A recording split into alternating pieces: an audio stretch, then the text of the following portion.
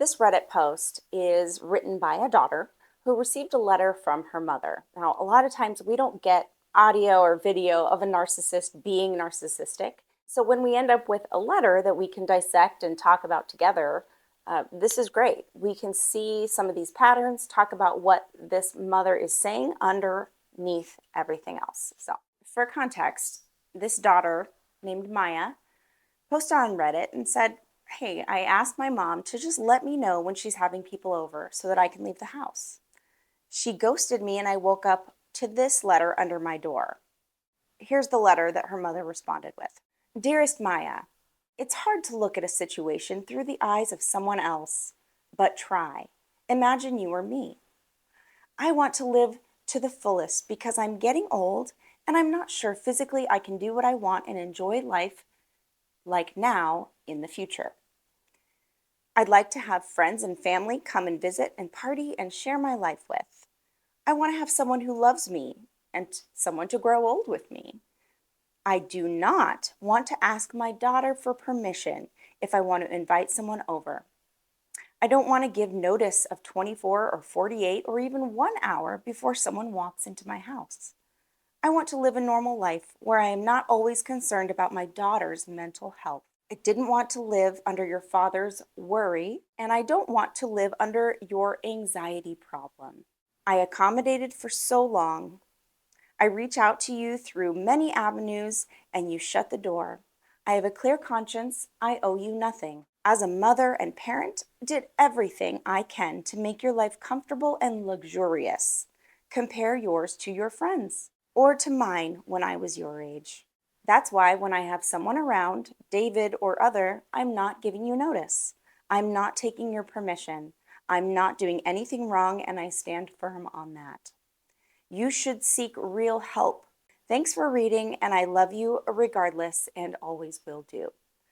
Mom." First, let's focus on the patterns that we see.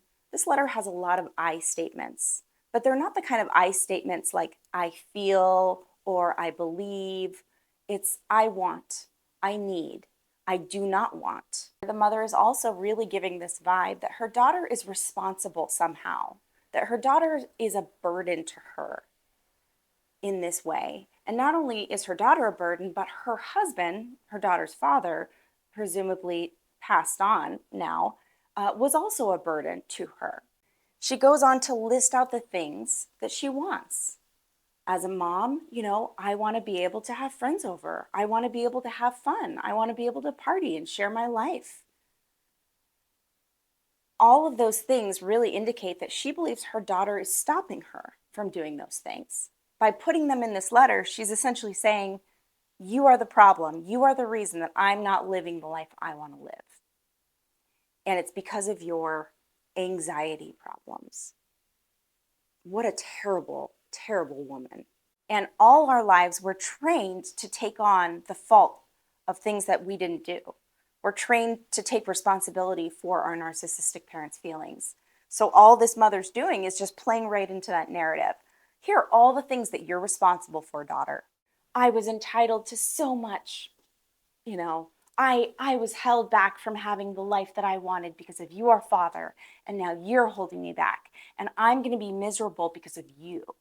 This mother has always been a narcissist. How she has shown it maybe changes over time, but it all comes back to her believing that she's the center of the universe, and that everybody else should kowtow and cater to her needs emotionally. It's just not how it works, sweetheart. Just not how it works. Mom is not interested in compromise. She's not interested in discussing her daughter's mental health. She's not interested in anything that doesn't serve her directly and immediately. And this is how we know that her mother's a narcissist. She really wants her daughter to feel responsible for the fact that she doesn't have friends, that she doesn't have close family, that she doesn't have romance, someone to love her and to grow old with. She is blaming her daughter in this letter for all the things that she is not getting, that she feels entitled to. A healthy parent, we have to look at what a healthy parent would do. A healthy parent would say, gosh, I see that you're struggling with these things, daughter. And here's my challenge with it. I still want to be able to do these things, but I want to do it without impacting you in a negative way. Is there a compromise here? How can I make this work for everybody? What can I do to make sure that we both feel comfortable and safe in our own home? That's what a healthy parent would say. This mother didn't say any of that. She does not give two flying fucks about how her daughter feels. She's inadvertently or almost directly saying, daughter, you should be hiding your mental health challenges so that I feel that I can have a normal life. And as narcissistic parents love to do, she goes into all the things that she sacrificed, that she did for her daughter. I worked so hard to make your life comfortable and luxurious, especially compared to your friends or compared to my own childhood, which was just so terrible. And we know that her childhood probably wasn't as terrible as she makes it out to be. But again, it serves her narrative, so she's going to play that victim card. Gosh, you have it so good compared to how I had it. Therefore, you have no right to complain. That's what she's saying. I think I just about lost it when I saw her say, I owe you nothing. I tried so hard, I owe you nothing. What? Who says that? Well, I don't owe you anything. You're her mother. You're her mother. This woman is despicable. And then to end it with, you should seek real help, but I love you regardless. This is just classic abuse. It's manipulation at the core. People who don't suffer from narcissistic abuse in childhood would read this letter and think, well, okay, like mom's standing up for herself. She's trying to set her own boundaries. She wants that freedom. On the surface, it can look really mild.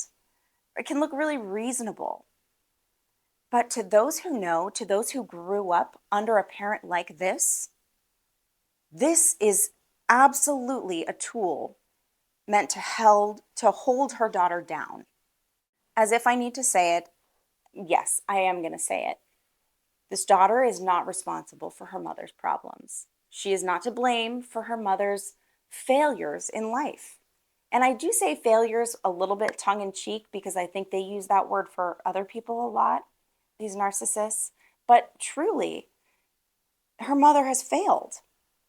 It's so hard to see that sometimes when you're close to a situation, to really let them own their bullshit. But I hope that this person can, because it is very real. It's very traumatic. Because of how we were raised, there are plenty of us who, if we got this letter in real time, would absolutely see it as valid. And that's the danger of a narcissistic parent who is so subtle or who has that vulnerable victim mindset, who blames everybody for everything else. We're programmed to take the blame for these things, and they're not our fault. So mom is just hoping that her program is going to kick into gear, that automatic process that we talk about, so that her daughter will take the blame for something that's not hers, will feel bad and ashamed that she asked her mother to have boundaries. She wants to make her daughter feel like the root of all of her problems. Your parents' problems are not your problems. And everything that your parent is struggling with existed long before you were born. Long before. You just happen to be a convenient scapegoat right now. But don't take it on. None of it's yours. They were going to be who they were, whether it was you or some other kid. Our stories aren't always going to align one-to-one. They don't all look the same. But the underlying pattern, just as it is here in this letter, is that narcissistic parents will not take responsibility for their bad behavior.